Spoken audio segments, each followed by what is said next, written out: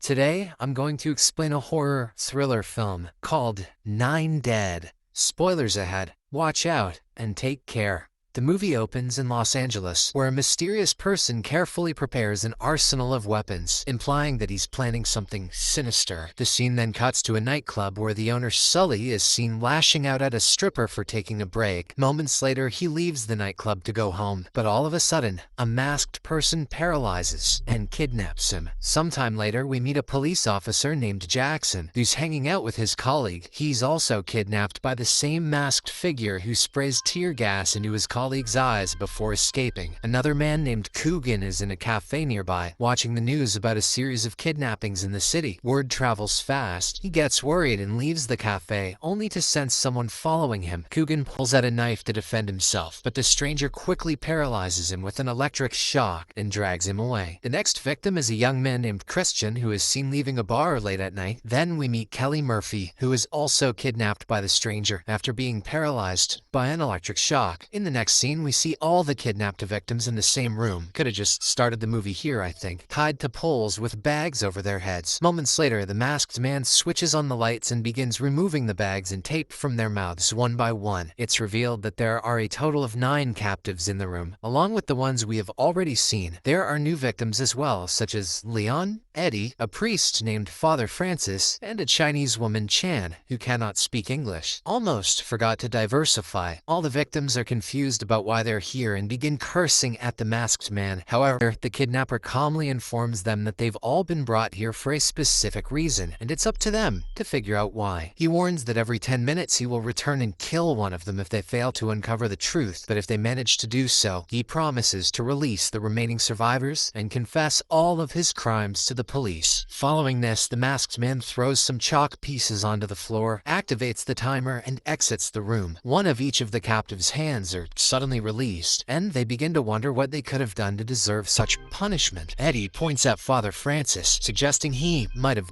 molested a kid, but the priest insists he has never hurt anyone in his life. At this moment, Coogan confesses that he has molested a kid, which causes the others to curse and shout at him. "No one asked you, Coogan." Next, Eddie picks up a piece of chalk and begins writing on the wall while everyone introduces themselves one by one. Kelly reveals that she's a district attorney and has sent many criminals to jail, and one of them could be seeking revenge. Moments later, Christian recognizes Sully and recalls doing business with him a few years ago. It turns out Sully is a loan shark who had given Christian $5,000 for drugs. Christian was arrested while trying to sell the drugs and served 3 years in prison, but when he got out, he eventually returned Sully's money, since the man had a very fearsome reputation. However, Christian reveals that he has left that life behind and is now pursuing a career in Hollywood while working as a bartender. Soon the timer runs out, and the masked man enters the room demanding to know if they've figured out why they're here. Kelly pleads for more time, but he ignores her and approaches Christian to whisper something into his ear. The shocked boy says he could never have figured it out before the masked man brutally shoots him to death. Everyone screams in terror as the kidnapper drags out the body, closes the door, and restarts the timer. Next, the captives begin bickering among themselves and urge each other to confess their sins. Suddenly, Coogan reveals that he was just released after 5 years in prison. He served a shorter sentence because the authorities couldn't find the body of the child, leaving everyone horrified and disgusted. Kelly then asks Leon about his background, and he admits that he used to rob with his brother. This shocks everyone, but he justifies himself, saying that at least he never killed anyone or touched kids. After this, Eddie opens up about himself and reveals that he is a health insurance executive. He claims to be a good person who has never done anything wrong in his life. Tell that to Luigi. He reveals that his company conducts experimental medical trials, and a couple of years ago, his brother-in-law was diagnosed with colon cancer. Eddie admits that he helped his brother-in-law get treatment by falsifying some documents, but he doesn't understand why he would be punished for simply trying to help his family. Later, the group notices that Kelly and Jackson know each other and demand to know the nature of their relationship. Kelly reveals that they had an affair, but Jackson's wife caught them, after which she divorced him and went to Arizona with the kids. The group theorizes that perhaps it's his ex-wife seeking revenge, but Jackson disagrees since he sends her a large sum of money every month. Next, Leon comes up with an idea and asks Sully, who is next to him, to kick his arm so he can get out of the handcuffs. Sully, who enjoys beating people up, agrees without hesitation and begins kicking him. The plan works smoothly smoothly, and Leon manages to free his hand, which excites everyone. Jackson then tells them to hide behind the door and attack the killer when he enters. However, Leon refuses to help anyone and flips them off before heading outside alone, but he doesn't get very far because he encounters the kidnapper, who's been watching everything on camera. They engage in an intense fight, but Leon manages to overpower him and even grabs his gun. He holds the killer at gunpoint, but the latter calmly reveals that he has been planning this for 2 years and nothing will stop him. If he really means that, he should have locked the door. It turns out that Leon's gun isn't loaded, and when he tries to run, the kidnapper shoots him, leaving him badly injured. Moments later, the other captives watch in horror as the masked man drags the wounded Leon back into the cell and cuffs him again. He once again demands to know why they are there, but nobody has any idea. As the killer approaches Coogan with a gun, the latter asks him to move the others out of the way of the blood splatter, since he doesn't want them to die so soon. The kidnapper whispers something in his ear, and Coogan agrees that it is indeed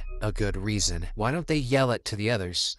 He then attempts to choke the masked man, but the latter easily overpowers him and shoots him in the heart. As he drags Coogan's lifeless body out of the room, he warns Leon that he'll be the next victim. Moments later, the timer restarts once again, and the group's anxiety deepens as they still have no idea why they are here. A sudden glimmer of hope appears when Chan recognizes Kelly and begins speaking in Mandarin, but since nobody understands her, Chan uses the chalk to draw something and even says bang bang. The group wonders how Chan could possibly be horny at a time like this. At this moment, Kelly finally recognizes her and asks if her name is Nung Chan, to which the woman confirms. It turns out that a few years ago, Kelly had handled a robbery case involving a liquor store owned by Chan. The elderly woman identified the criminal, a 20-year-old named Wade Greeley, whom Kelly had sent behind bars. However, they still can't connect the whole thing, as all they have is the robbery and the name. With only 2 minutes remaining, Leon decides to confess and admits that he lied when he said he hadn't killed anyone. It turns out he killed his own brother after a betrayal in business and sold all their guns afterwards. A remorseful Leon now begs for forgiveness, and the priest tells him he who seeks forgiveness shall find it. Bleeding from his wound, Leon recalls the kidnapper's wounds, that he had been planning this for 2 years. This gives the group some hope, and they try to remember what they were doing at that time. Moments later, the door opens, and when the killer realizes they still don't have an answer, he shoots Leon and drags him away. Amid the chaos and confusion, Father Francis suddenly reveals that he knows why they are here, but he cannot disclose it. It is because he heard it in confession, and his relationship with God is more important to him than his own life. Sully tries to persuade the man, and Kelly even threatens to kill him, but Father Francis still refuses to say anything. Eddie suggests that they might have to figure it out without the priest and asks everyone to open up about their darkest secrets. The group begins revealing some horrible things they've done, but Father Francis makes it clear that they're going in the wrong direction. He gives hints and reveals that Wade Greeley was not involved in the robbery. Kelly argues that it's not true since Chan was an eyewitness and they also had solid evidence. However, Eddie guesses that someone in the room confessed to the priest, and he assumes it was Christian. It's right there in the name, you see. The priest confirms it, and in a shocking twist, they figure out that Christian was the one who robbed the store to pay his debt to Sully. This enrages Sully, who finds it ridiculous that he has to die just because he loaned some kid $5 grand. After the 10 minutes are up, the killer arrives, and Sully begins shouting about being punished over such a minor issue. He challenges the killer to shoot him, but the man ignores him and turns to Eddie instead. But just as he pulls the trigger, Father Francis suddenly shields Eddie and is shot in his place. As the killer drags the priest's body away, Kelly tries to reason with him and even calls him by the name Wade. The man pauses and reveals that he is not Wade before he leaves the room. As the timer restarts, Jackson suggests that the man might be someone close to Wade, like a friend or a family member, but Kelly counters that there was no one present at his trial, and she doesn't recall anyone anyway, since it was a long time ago. However, it turns out that Wade went to jail 5 years ago, which Jackson finds odd because the killer has been planning this for only 2 years. At this moment, Sully has a realization and recalls how Christian claimed that he had nothing when he was released from jail, but it would be impossible for him to have mentioned the liquor store heist without a weapon. He recalls Leon saying he sold the guns after killing his brother and suspects that he was the one who sold the gun to Christian. That explains why the rest of them are all in the cell, but they still can't figure out how Coogan, Eddie, and Jackson are connected to this. Soon, the timer runs out again, and the killer enters the room. He hands Chan a piece of paper with writing in Mandarin, and she she finally understands the reasoning behind everything. The terrified woman falls to her knees, crying and desperately apologizing, but the man shows her no mercy and brutally shoots her to death. This terrifies Kelly, who pleads with the killer to release her, saying she has a son who needs his mother. However, the killer asks when she last spent time with her son, who is mostly cared for by a nanny. He tells her not to use her child as an excuse, then abruptly turns to Jackson, saying that this should enrage him as well. After the killer leaves, a confused Jackson asks what the hell that means, and it turns out he is actually the father of Kelly's son. He becomes furious that she kept such information from him. He even calls her a selfish and immoral woman who is probably hiding something big. Kelly hesitates and says she would be as good as dead if this information came out, but finally agrees to reveal the truth. She admits that back then, Wade was picked up not far from the liquor store and matched Chan's description. However, she didn't have any solid evidence, and she really needed a victory after losing case after case. She was the lowest performing attorney at the time, and no one used to take her seriously. So, to keep her job, she decided to frame Wade, and it turns out Chan had grabbed some of Christian's hair in the struggle. Kelly then stole some hair from Wade's comb, after which she decided to use her lover, Jackson. She sneaked into the evidence room because of his access and switched the hair sample. This means Jackson unknowingly helped her falsify evidence, which caused the poor kid to go to prison. Upon hearing this, everyone is disgusted by her actions, but Kelly says this can never come out, as she would go to prison and lose her job and her child. The group begins to theorize that the killer must be Wade's father, who is seeking revenge for his son. They start speculating about what happened to Wade after he went to prison, and assume that he must have crossed paths with Coogan, who was also convicted 5 years ago. But with the timer rapidly counting down, they still can't figure out Eddie's connection to the whole story. Moments later, the killer enters the room, and when they fail to provide a complete answer, he ruthlessly kills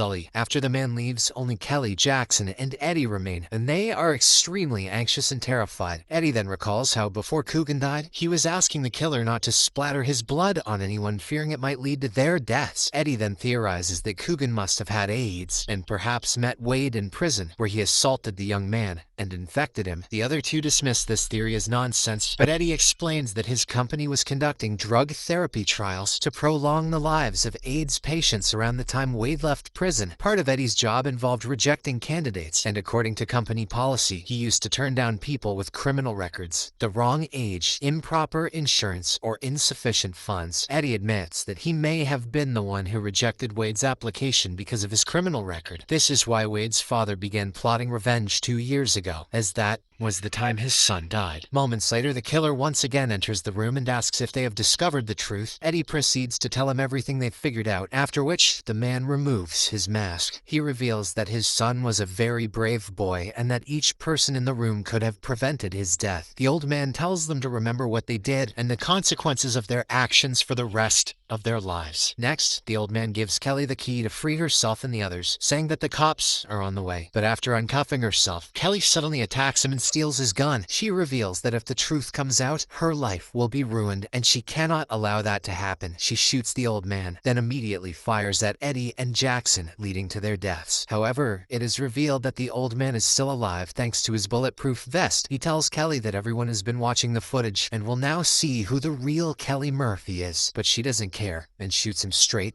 in the head. In the final scene, Kelly leaves the cell just as the cops arrive at the building. She manages to sneak away from them, but it's clear she won't be able to escape the consequences, as the entire ordeal has already been broadcast to the public.